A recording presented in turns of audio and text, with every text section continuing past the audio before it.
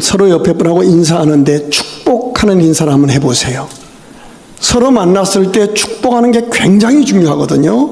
너희는 내 이름으로 서로 축복하라. 나보다 남을 낮게 여기라. 서로 용서하라. 서로 위하여 기도하라. 원수를 위해서도 서로 축복하라. 그리고 너희가 남의 집에 들어가거든 제일 먼저 뭐하라? 1번 평수를 물어보라. 대출을 어디서 싸게 받았는지 물어보라. 응? 3번 그 안에 벽지는 어디서 했는지 물어보라. 그러지 않아요. 그 가정에 복을 빌어주라. 어떤 복? 평강의 복을 빌어주라. 서로 축복하라. 누구네 집에 가든 제일 먼저 그리스도인이 해야 할 첫 번째 미션은 축복하는 일이에요. 왜냐하면 우리를 지으신 하나님께서 인간을 만드시고 나서 가장 먼저 하신 일이 축복하신 일이기 때문이에요. 누가 예수 잘 믿는 사람이에요? 만나는 사람들, 만나는 도시를 축복하는 사람이에요. 창세기 1장 27절부터 같이 읽겠습니다. 하나님이 자기 형상 곧 하나님의 형상대로 사람을 창조하시되 남자와 여자를 창조하시고 하나님이 그들에게 뭐를 주시며 복을 주시며 하나님이 그들에게 이르시되 생육하고 번성하여 땅에 충만하라. 땅을 정복하라. 모든 생물을 다스리라. 하나님이 축복하셨습니다. 근데 그 하나님의 복 주심이 세 가지로 나타납니다.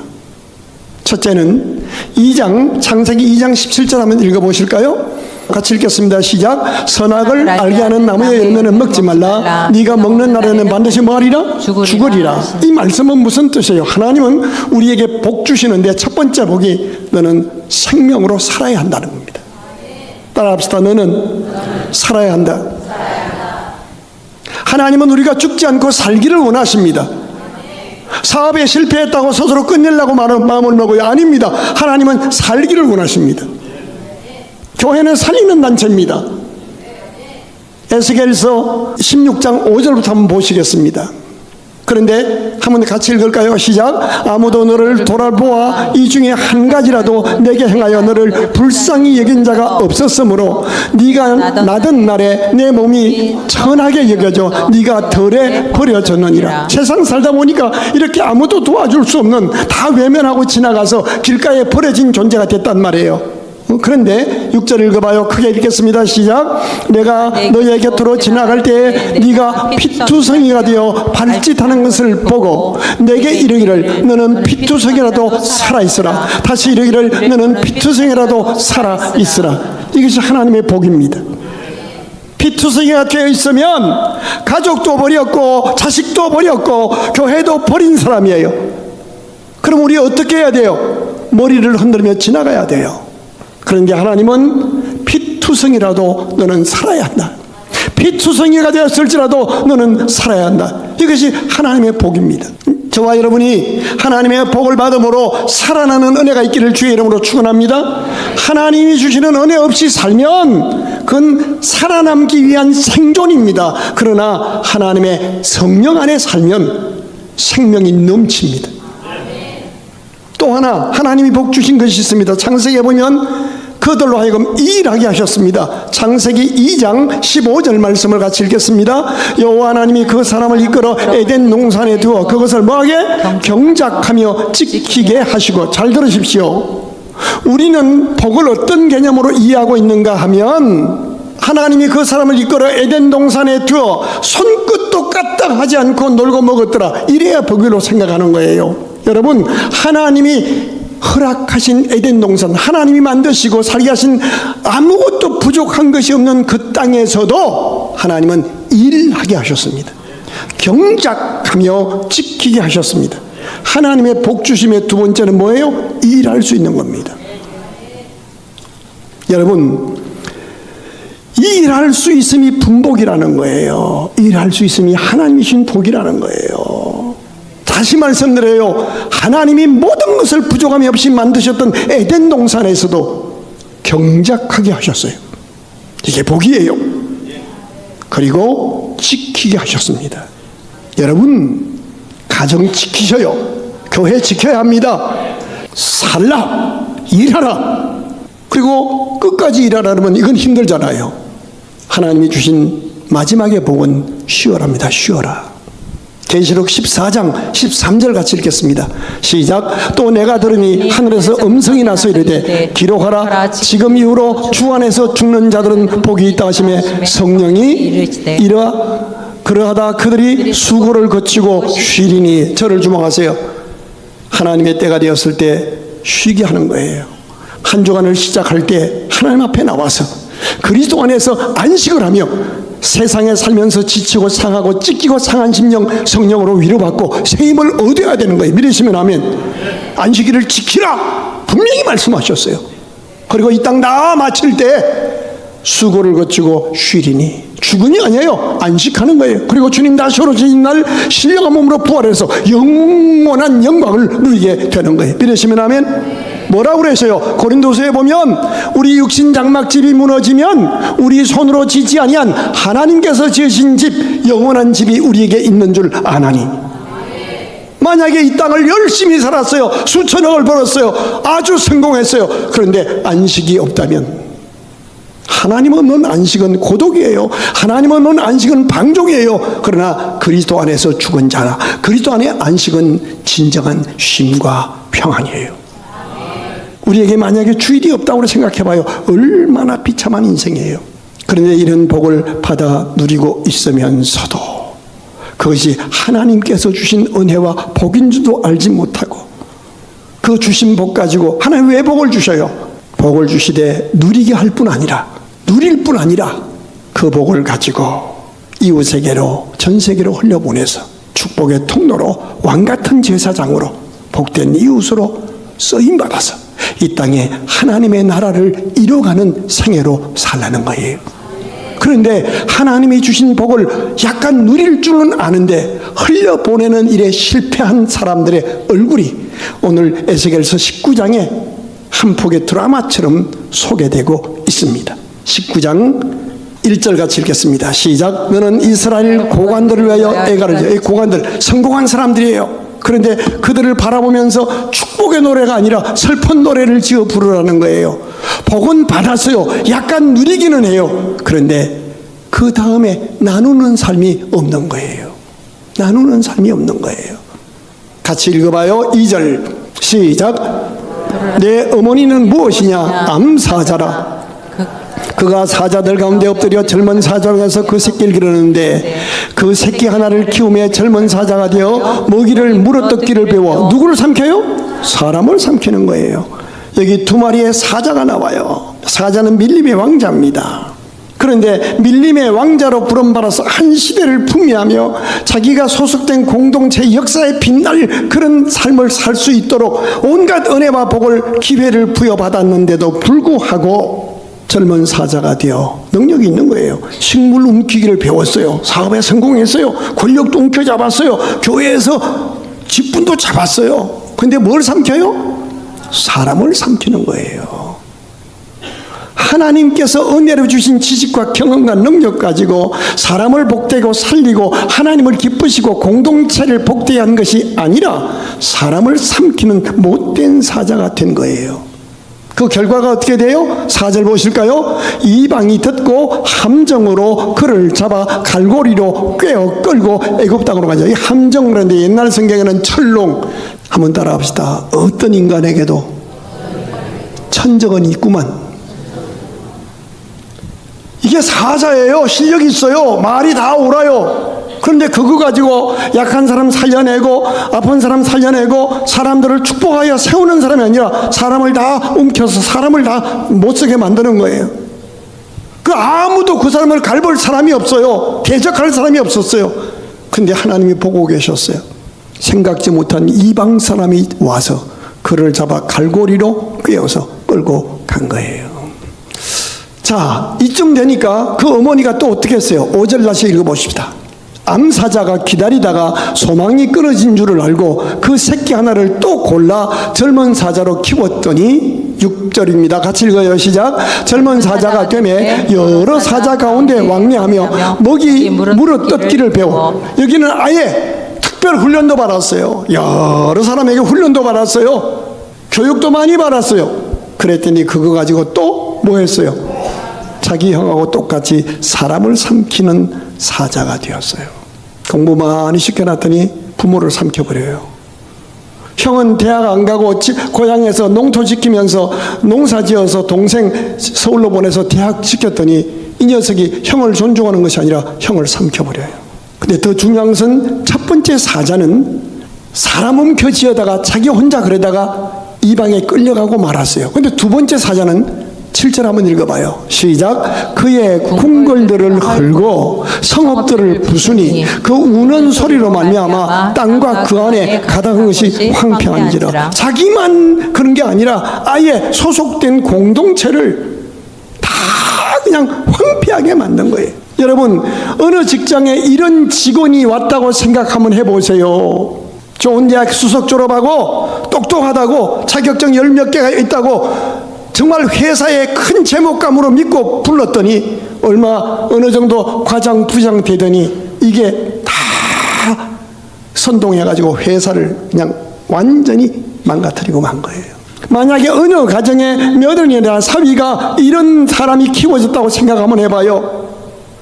자기 궁실들을 헐고 성읍들을 부수었어요. 그래서 온 가문의 울음소리가 가득하게 만들어냈어요. 그래 놓고도 자기가 억울하다는 거예요. 이 못된 사자의 결국이 어떻게 됐어요? 8절 읽어보실까요? 이방이 포위하고 있는 지방에서 그를 치러 와서 그의 위에 거물을 치고 함정에 잡아 9절입니다. 9절 우리에 넣고 갈고리를 꿰어 끌고 바벨론 왕에게 이르렀나니 그를 옥에 가두고 그 소리가 다시는 이스라엘 산에 들리지 아니하게 하려 함이라. 여기 사자를 기르는데 한 번 실패하고 또 다른 사자를 기른다면 사람을 유익하게 하라고 길렀는데 정말 똑똑하고 힘도 좋고 순수했는데 어느 날 또 변질되더니 왕작감이었는데 사람 삼키는 인물이 되어서 공동체를 어지럽게 했다면 두 번째 기를 때에는 뭐를 잘못했는지 회개하고 했어야 할 거 아니에요? 근데 둘 다 실패한 거예요. 어두워진 가문과 민족을 구하고 든든하게 번성할 축복과 번영의 기회를 주셨습니다. 하나님은 저와 여러분에게 생명이라는 기회를 주셨습니다. 재능과 은사의 기회를 주셨습니다. 섬길 수 있게 하셨습니다. 기도하고 도모한 일에 하나님이 어떤 응답의 과목의 복을 주셨습니다. 그것 가지고 나누며 살라고, 그것 가지고 하나님의 뜻을 이루며 쓰임받으며 살라고 기회를 주셨습니다. 그런데 그 기회를 알아보지 못하고 나만 누리고 있고 나만 높아져서 오히려 사람을 판단하고 비난하고 불평하고 삼키고 있으니, 공동체 분위기를 다 흐리고 있으니 우리 같으면 기회를 몰수해야 할 텐데 첫 번째 기회를 잃어버리고 실패한 암사자에게도 또다시 기회를 주시고 두 번째 기회마저 놓친 그들이지만 하나님은 그들에게 또다시 회개의 기회, 재기의 기회, 패자부활전의 기회를 허락하시는 하나님이십니다. 성경 창세기부터 계시록을 읽어보면 포기하지 않으시고 기회를 끊임없이 주시는 하나님을 만날 수가 있습니다. 예수께서 자기 사람을 사랑하시되 끝까지 사랑하시니라. 때문에 우리가 다 잃어버려도 믿음을 잃지 않으면 하나님은 반드시 재기의 기회를 주셔서 일어나게 하십니다. 이 아침에 혹시 어떤 일에 어떤 과목에 실패했거나 넘어지신 분이 계시다면 다시 기회를 주시는 하나님 앞에 여러분이 있는 모습 그대로 정직하게 펼쳐놓고 겸손하게 하나님의 도우심과 인도하심을 구하시기를 주의 이름으로 축원합니다. 오늘 본문의 사자는 당시 누구를 지칭한 거예요? 열왕기하 23장에 보면 이 본문의 배경 이야기가 자세히 기록되어 있습니다. 요시야라는 왕과 여호야김이라는 왕의 이야기입니다. 여기 암사자, 사자를 기른 사람은 요시야 왕의 아내 하무다를 말함이고 두 번째 사자는 여호야김의 왕후 느후스다를 말합니다. 자, 여기 두 왕이 자식을 열심히 길렀는데 이게 사람을 살리고 민족을 살리는 사자가 아니라 사람을 삼키는 걸로 잘못된 모습을 보면서 그들의 어떤 과목의 실패가 이런 암담한 비극으로 나타나는가를 우리에게 가르쳐주고 있습니다. 이 요시야 왕과 여호야김 왕은 권력으로는 성공한 사람입니다. 세상적으로는 성공했습니다. 왕권도 물려줬습니다. 자식을 능력자로 키우기 위해서 수고도 했습니다. 정성을 다해 키웠습니다. 그런데 그 2세들이 사람을 삼키는 인물이 되고 만 겁니다. 왜 이렇게 된 것입니까? 몇 가지 이유가 있습니다. 18장 2절을 보십시다. 같이 크게 읽겠습니다. 너희가 이스라엘 땅에 관한 속담에 이르기를 아버지가 신 포도를 먹었으므로 그의 아들의 이가 시다고 하면 어찌 됨이냐. 저를 주목하세요. 따라합시다. 매사에 부모 탓, 남 탓. 아니 지가 포도 먹다가 이가 신데 누굴 노려보는 거예요? 아버지를.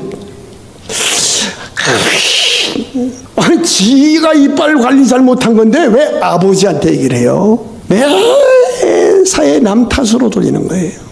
부모 탓, 형제 탓, 자식 탓, 사회 탓, 나라 탓, 교회 탓, 하나님 탓. 우리말에 안 되면 누구 탓? 조상 탓. 잘 되면 누구 탓? 지 탓. 4절 한번 보세요.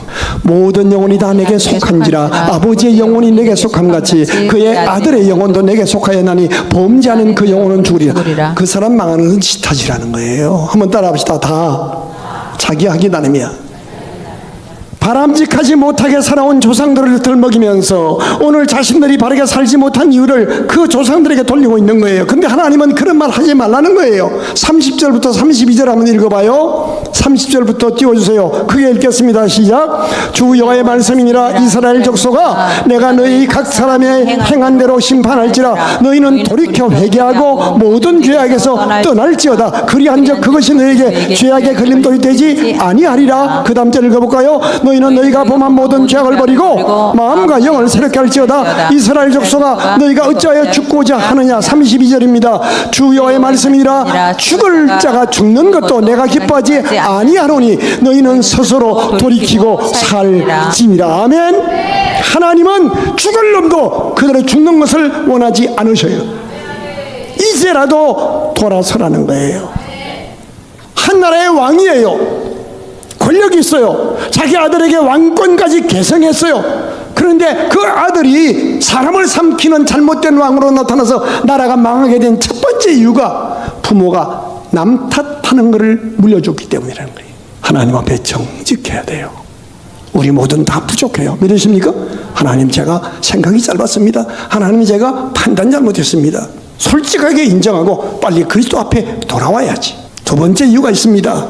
하나님이 주신 힘과 그 힘을 통하여 인한 성공 때문에 오만하고 교만해진 거예요. 이 첫 번째 왕으로 묘사된 요시야 왕은요, 그의 3대 왕은 엉망이었습니다. 근데 요시야가 왕위에 오르자마자 아주 믿음으로 민족개혁과 종교개혁을 일으킵니다. 그래서 정말 하나님 앞에 나라도 반듯하게 세웁니다. 상당한 부흥이 일어났습니다. 민족이 개혁되었습니다. 그러니까 성공한 다음에 그것 가지고 오만해졌습니다. 교만해졌습니다. 한 번만 따라하십시다. 그래서 더 겸손해지고 끝까지 겸손해야 합니다. 이게 우리 신앙입니다. 세 번째 이유가 있습니다. 남 탓하고 오만하고 교만해진 것보다 더 무서운 이유인데요. 하나님이 세워주신 선지자의 말을 경청하지 않고 내가 보고 자기 하고 싶은 대로 자기 철학대로 자기 기준대로 움직였기 때문이에요. 여호야김 왕이요 10년이라는 긴 세월을 통치하는데 그는 민족의 애국자로 나라를 살려보기 위해서 참 많은 일을 합니다. 그런데 나라를 사랑한다는 애국심을 불태우느라고 하나님의 종을 통한 말씀을 듣는 일, 예배 생활을 등한시합니다. 하나님이 역사할 여백을 드리지 않고 자기가 모든 것을 다 해보려고 뛰어댕기다가 하나님 앞에 예배를 소홀히 합니다. 그랬더니 결국 살아남기는 했는데 그 자식이 사람 삼키는 사자가 되고 만 거예요. 얼마든지 근사한 왕노릇을 할 수 있는 은혜와 축복을 받았던 두 왕, 능력도 있고 기회도 주어졌던 왕, 그러나 그들 부부는 책임 전가하고 교만하고 오만했고 삶의 균형을 잡지 못하고 예배 생활을, 말씀 생활을 등한히 했습니다. 말씀 등한히 하니까 자기 철학대로, 자기 가치관대로, 겉으로는 신앙인인데 속으로 들어가면 자기가 주인 되어서 생활하는 거예요. 여러분, 하나님 없이 일을 하면 그건 고역입니다. 고역. 그러나 성령의 인도함을 받아 하나님과 함께하면 그건 기쁨입니다. 우리는 사람 옮기는 사자로 교회 속에, 직장 속에 살지 말고 물가에, 은혜가에 심기워진 포도나무처럼 쓰임받는 삶이 되기를 주의 이름으로 축원합니다. 우리는 사람을 살리고 공동체를 복받도록 만드는 하나님이 쓰시는 지휘자로 쓰임받을 수 있도록 부름받은 존재임을 자각하기를 주의 이름으로 축원합니다. 따라합시다. 나는 아무것도 없어도 하나님의 은혜에 생명강에 심기워진 포도나무다. 나로 말미암아 후손들이 복을 받게 될 것이다. 믿으시면 아멘. 두 번째 교훈이 있어요. 이 두 왕은 왕권을 물려받았어요. 재산도 권력도 물려받았어요. 기회도 부여받았어요. 그런데 꿈 위에 꿈을 꾸지 않았어요. 사람을 세우고 살리는 비전이 없었어요. 출세, 성공, 이것이 우리 인생의 마지막 목표가 되어서는 안 됩니다. 하나님이 어떤 사람마다 다른 과목의 복을 주실 거예요. 어떤 사람에게는 재물의 복을, 어떤 사람에게는 어떤 재능의 복을 다르게 주실 거예요. 근데 그것이 우리가 그것을 통해서 돈도 벌고 인정받는 것 좋아요. 하나님은 그것을 시비 거는 거 아닙니다. 이왕 돈 더 많이 벌면 하나님의 일을 효과적으로 할 수 있습니다. 때문에 열심히 벌어야 돼요. 공부 열심히 해서 좋은 대학 나오고 학위 받으면 더 효과적으로 쓰임받을 수 있습니다. 근데 문제는 그 복을 주셨을 때 그것은 목적이 아니라 그것은 하나님의 나라를 위한 거룩한 수단으로 쓰임받아야 한다는 거예요. 난 우리 교회가 꿈 위에 꿈을 꿀 수 있기를 주의 이름으로 축원합니다. 마지막 교훈이 있습니다. 오늘이 마지막 기회임을 알고 다른 사람 어찌하든지 내가 가장 낮은 자리로 내려가서 철저하게 회개하고 살아나서 내가 살아남으로 후손도 민족도 살려내는 하나님의 사람으로 다시 쓰임받으며 살게 하옵소서. 8월 마지막 주에 다시 우리 위에 죽으시고 부활하신 예수 그리스도 그 이름 부여잡고 성령으로 임하셔서 우리에게 기름 부으시고 각양 좋은 은사와 은혜로 나타나 주시고 우리를 통해 일하시는 주님은 살아계시니 그 성령과 함께 다시 일어나서 생명을 넘치도록 그렇게 힘있게 살고 땀 흘려 일하고 주일이 되면 온 가족 이끌고 다 멈추고 와서 안식하고 하늘의 능력을 받아서 42만 영혼 세계 지구촌을 향해서 하나님의 복음을 힘있게 전해서 이 땅에 하나님의 나라를 이뤄가고 후손들을 복된 길로 인도하는 우리 모두가 되시기를 주의 이름으로 축원합니다.